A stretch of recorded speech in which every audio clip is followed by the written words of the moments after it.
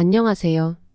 한 주간의 부동산 주요 뉴스를 전해드리는 1월 둘째 주 모아 브리핑입니다. 첫 번째 소식입니다. 1월 15일 3억 원까지 시세 차익을 볼 수 있는 줍줍이 나온다는 뉴스입니다. 먼저 경기 성남시 수정구 산성역 자이푸르지오에 계약 취소 주택 3가구와 무순이 1가구 청약을 접수하는데요. 계약 취소로 나온 전용 59제곱미터의 분양가는 5억 2,200만원, 전용 74제곱미터는 6억 5,100만원에서 6억 6천만원입니다. 무순이 청약에 나온 전용 74제곱미터 분양가는 6억 4,400만원입니다. 산성역 자이푸르지오는 지난해 12월 전용 59제곱미터가 8억 3천만원에서 8억 5천만원에 손바뀜하여 분양가가 3억 원가량 저렴합니다. 전용 74제곱미터는 지난해 12월 9억 2천만원에 거래되어 3억 정도 쌉니다. 무순이는 전국 성인이면 누구나 신청 가능합니다. 하지만 계약 취소 주택 3건은 성남시 거주 성인을 대상으로 합니다. 3세대 모두 다자녀 특별공급 물량이라 성남시 거주하면서 동시에 다자녀가 있어야 합니다. 또 경기 고양시 덕양구 덕은동 DMC 한강자이더 헤리티지도 계약 취소 2가구와 무순이 2가구에 대해 15일 청약합니다. 일반 공급과 특별 공급 물량 각각 1가구씩인데요. 전용 84제곱미터 계약 취소 주택은 6억 6,580만에서 6억 7,830만원, 무순이 전용 99제곱미터는 7억 6,400만원에 분양됩니다. 지난해 12월 전용 84제곱미터가 10억 2천만원에 거래돼 3억 원 정도의 시세 차익이 예상됩니다. 무순이 청약은 청약통장과 보유 주택수와 무관하게 전국 누구나 신청할 수 있습니다.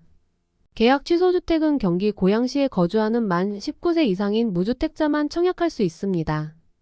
DMC 한강자이더 헤리티지는 상암동 옆이라 마포구와 가깝고 한강뷰도 볼 수 있지만 대중교통은 불편하다고 합니다. 아파트 이름 앞에 DMC가 붙었지만 버스 타고 20분 넘게 가야 DMC역 나옵니다. 무순이 2세대는 국내 거주 성인이면 가능합니다. 계약 취소분 가운데 일반 공급 1세대는 고양시 거주 무주택 세대 구성원입니다. 신혼특공 1세대는 고양시 거주 무주택 신혼부부만 신청할 수 있습니다.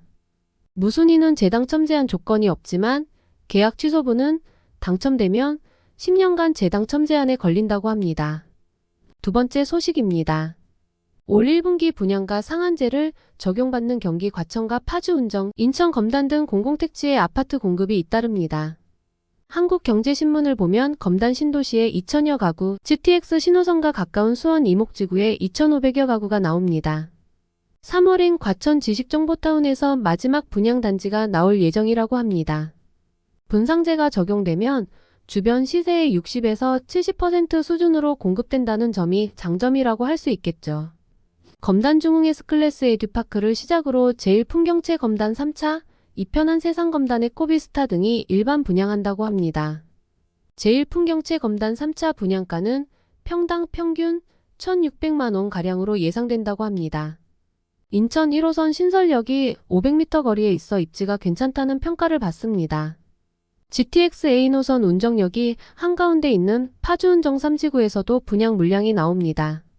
대중교통망이 취약한 운정 1, 2지구와 달리 3지구는 GTX A노선 호재로 인기가 있는 지역이라고 합니다. 3월에는 과천 지식정보타운 디에트르가 분양됩니다. 분양가는 평당 3천만원으로 전용 84제곱미터 기준 10억 원 수준으로 예상됩니다. 주변 시세보다 3, 4억 원 싸게 나와 경쟁률이 높을 것으로 보입니다.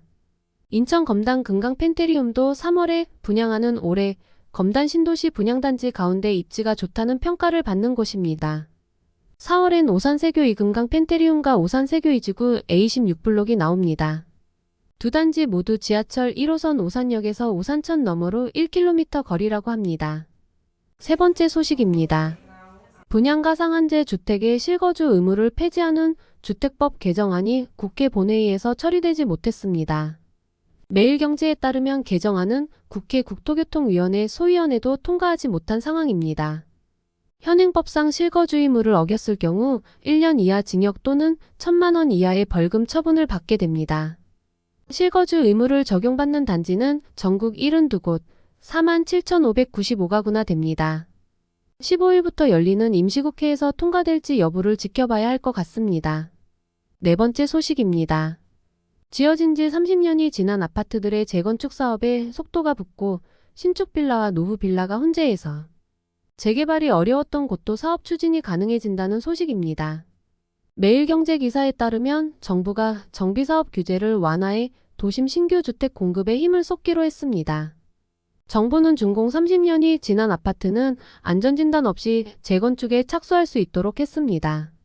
그렇다고 안전진단 절차가 완전히 사라지는 것은 아니고 사업 시행 인가 전까지만 안전진단을 통과하면 됩니다. 정부는 2월 이 같은 제도 개선안을 담은 도시정비법 개정안을 발의할 예정이라 법안 통과가 선행돼야 한다는 점 참고하셔야겠습니다. 재건축 조합원들의 초과 이익, 부담금도 줄어들고 재개발 사업 추진 요건도 완화합니다. 현재는 재개발 사업을 하려면 해당 지역에 30년 이상 건축물이 전체의 3분의 2 이상이어야 하는데 정부는 60%로 완화하고 촉진지구 지정 시 50%로 낮추기로 했습니다. 이상으로 한 주간 부동산 소식 전해드렸습니다. 관련 기사와 영상은 하단에 첨부해드리니 참고하세요. 구독과 좋아요는 영상을 제작하는 데 큰 힘이 됩니다.